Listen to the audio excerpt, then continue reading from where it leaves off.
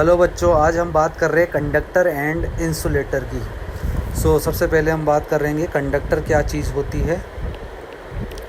Conductor ऐसा material, the material in which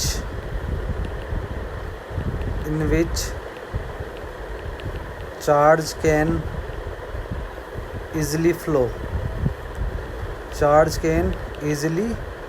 flow is called conductor. इसे क्या बोलेंगे अपन? कंडक्टर।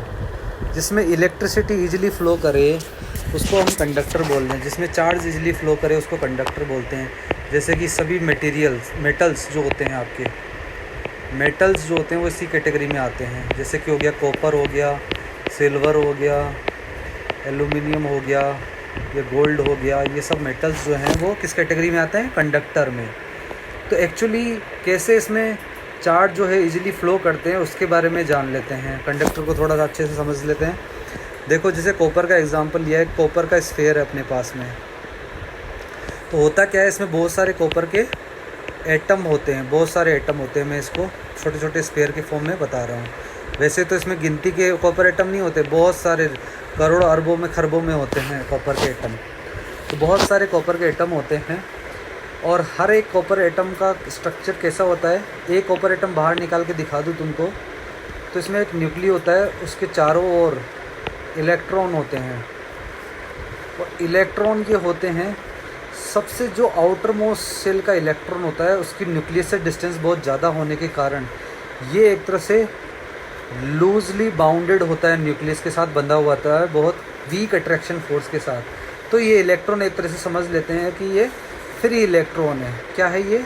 क्योंकि इससे पकड़ न्यूक्लियस की कमज़ोर है, तो ये इलेक्ट्रॉन जो है वो फ्री इलेक्ट्रॉन कहलाएगा। ये आराम से मटेरियल के अंदर घूम सकता है। तो एक कॉपर एटम एक फ्री इलेक्ट्रॉन देता है, तो इसमें तो खरबों कॉपर एटम है, तो मतलब बहुत खरबों ही उतने ही अमाउंट में इलेक्ट्रॉन्स होंगे। तो यहाँ पे जितने कॉपर एटम्स होंगे उतने ही ज़्यादा इलेक्ट्रॉन्स होंगे यहाँ पर।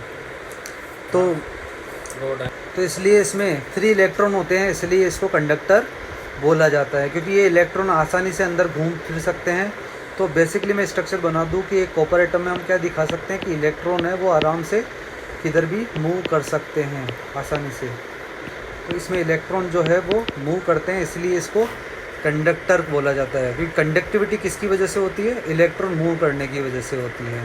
ठीक है, तो कंडक्टर हम बोलेंगे जिसमें फ्री इलेक्ट्रॉन होंगे। बस क्लियर बात है ये।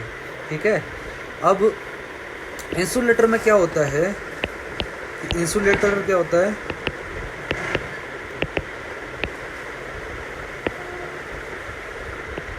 द मटेरियल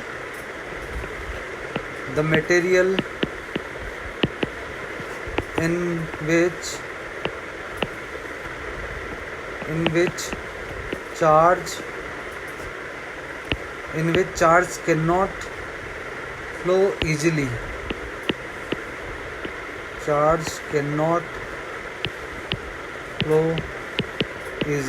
उस मटेरियल को हम बोलते हैं इंसुलेटर। जैसे कि एग्जांपल हम जानते हैं, ग्लास हो गया, वुड हो गया, रबर हो गया, ये सब किसके एग्जाम्पल हैं? इंसुलेटर की। क्योंकि इसमें कोई फ्री इलेक्ट्रॉन नहीं होते।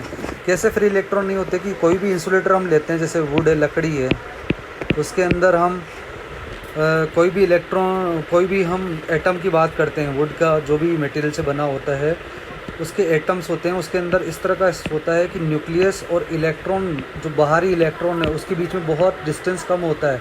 तो ये न्यूक्लियस इसको बिल्कुल टाइटली पकड़ के रखता है इलेक्ट्रॉन को, ये इसको फ्री नहीं होने देता। इसलिए यहाँ पे कोई फ्री इलेक्ट्रॉन नहीं होते हैं, नो फ्री इलेक्ट्रॉन इंसुलेटर में। इसलिए इसमें कंडक्टिविटी नहीं होती है, जबकि कंडक्टर में कंडक्टिविटी होती है।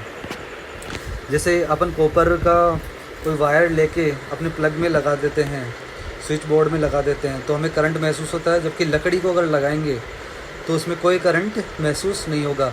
हम प्लास्टिक की चप्पल या रबर की चप्पल जो है वो पहन के हम कोई भी इलेक्ट्रिसिटी का काम कर रहे हैं तो उसमें शॉक लगने के चांसेस नहीं है, क्योंकि वो इंसुलेटर होता है, उसमें जो है अपनी अर्थ और अपने पाँव के बीच में इंसुलेटर का काम करता है, तो उसमें चार्ज फ्लो नहीं हो सकता है, दैट्स वाई हमें करंट नहीं लगता है। तो ऐसे कई एग्जांपल हैं जिनसे हम समझ सकते हैं कि कंडक्टर और इंसुलेटर क्या चीज़ होती है।